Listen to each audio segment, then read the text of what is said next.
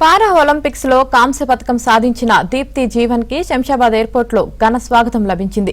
SAT ఆధ్వర్యంలో ఆమెకు స్వాగతం పలికారు.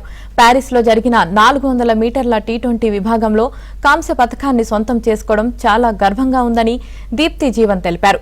తనలాంటి పారా అథ్లెట్స్ కు ప్రభుత్వం ప్రోత్సాహం ఇవ్వాలంటున్న దీప్తితో మా ప్రతినిధి Shravan face to face. Para Olympics లో సత్తా చాటింది తెలంగాణ అమ్మాయి దీప్తి జీవన్ జీ. 400 మీటర్ల టీ20 కేటగిరీలో రన్నింగ్ రేస్లో ప్యారిస్లో జరిగినటువంటి పారా ఒలింపిక్స్లో ఆమె బ్రాంజ్ మెడల్ సాధించారు. ప్రస్తుతం ఆమెకు శంషాబాద్ ఎయిర్పోర్ట్లో ఘనస్వాగతం లభించింది. ప్రస్తుతం మనతో దీప్తి ఉన్నారు, మాట్లాడారు. దీప్తి, ఎలా అనిపిస్తుంది మీకు? అంటే మీరు గతంలో కూడా వరల్డ్ ఛాంపియన్ అయ్యారు. సో దానికి ఈ ఒలింపిక్స్ విజయానికి డిఫరెన్స్ ఏంటి, ఎలా అనిపిస్తుంది? సో నేను వరల్డ్ ఛాంపియన్షిప్లో గోల్డ్ మెడల్ సాధించాను, వరల్డ్ రికార్డ్ బ్రేక్ చేశాను. సో కానీ అక్కడికి వెళ్ళిన తర్వాత నాకు కొంచెం హెల్త్ బాగాలేకుండే. సో దానివల్ల నేను బాగా ప్రయత్నించి నేను మన దేశానికి ఎట్లయినా మెడల్ తీసుకురావాలని చెప్పి అది పెట్టుకొని నేను మన దేశానికి ఖచ్చితంగా మెడల్ తీసుకొచ్చాను.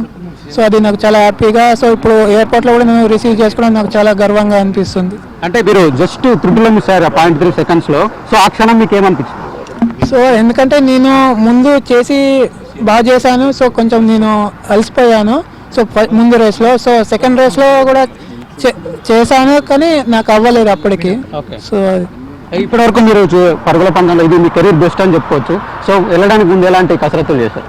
సో నేను వెళ్ళడానికి ముందు చాలా ప్రాక్టీస్ చేశాను. సో మా సార్ నాపూర్ రమేష్ సార్ నాకు చాలా బాగా కోచింగ్ ఇచ్చారు. సో సపోర్టింగ్ స్టాఫ్ అంతా నన్ను చాలా బాగా చూసుకున్నారు. నాకు ఫుడ్ విషయంలో కానీ ఏదైనా ఏ విషయంలో కానీ చాలా బాగా చూసుకున్నారు అందరు. ఓకే, అందరూ ఒలింపిక్స్లో బ్యాడ్మింటన్లో బాక్సింగ్లో వస్తుందని ఎక్స్పెక్ట్ చేశారు మనకు తెలుగు వాళ్ళకి. సో మీరు రావడం ఎలా అనిపిస్తుంది?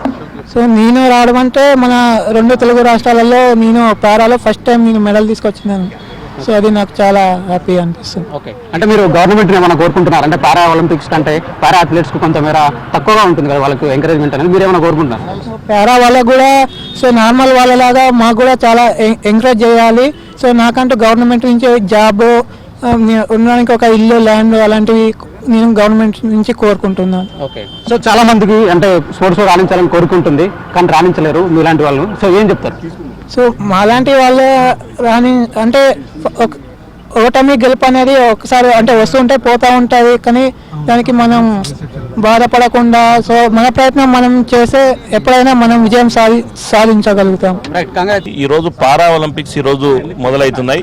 పారా ఒలింపిక్స్ తర్వాత నెక్స్ట్ ఖచ్చితంగా ఒలింపిక్స్ లో కూడా కొడతాం. పారా ఒలింపిక్స్ ని పునాది వేసింది ఈరోజు దీప్తి.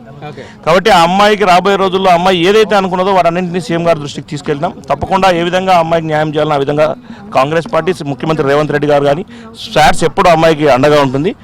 రాబోయే రోజుల్లో ఒలింపిక్స్ లో కూడా తెలంగాణ నెంబర్ 1 లో ఉండాలి, గోల్డ్ మెడల్ కొడుతుంది అనే ఆశ మాకు ఈ రోజు.